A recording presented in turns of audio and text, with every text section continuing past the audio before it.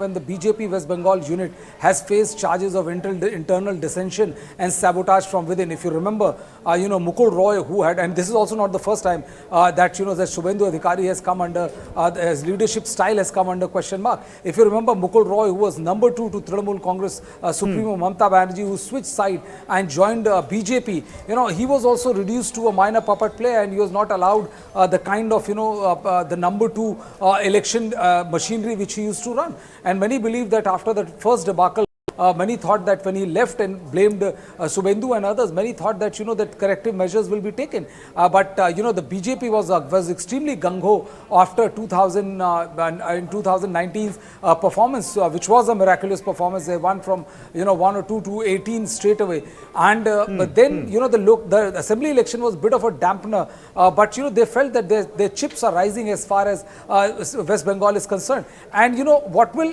hurt them most is that this is the state where they were thinking where they will have enough number of seats which will take them beyond 300. But the BJP couldn't forget performing per expectation.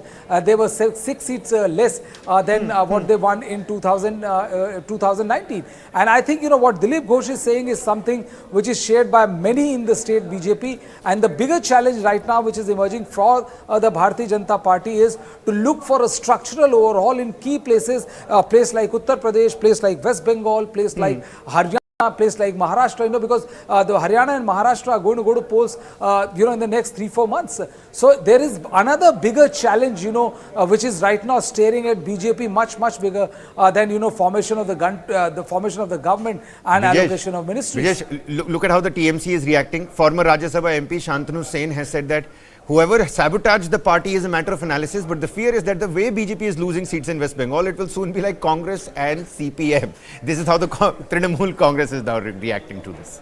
Well, I think, it's an unkind cut given the fact that, that they have decided that they will support Congress party-led Indie Alliance from outside. And, the Congress has not performed that bad as far as this particular election is concerned. But yes, TMC has reason to be worried about the phenomenal rise of Bharatiya Janata Party. And, if you run up to the election, the issue of Sandesh Khali dominated the national narrative as well as the local narrative, with all kind of politics being played from both sides. All the Top Gun, the government machinery is visiting there, because the kind of claims which were made was extremely shocking and abhorring in nature. But it looks like that that the Mamata Banerjee, as we have been talking in our respective shows for several times, Mamata Banerjee was able to arrest the slide.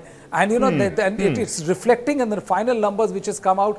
The fact that she went on to win 29 seats clearly shows that Sandesh Khali factor did not matter at all as far as West Bengal election is concerned.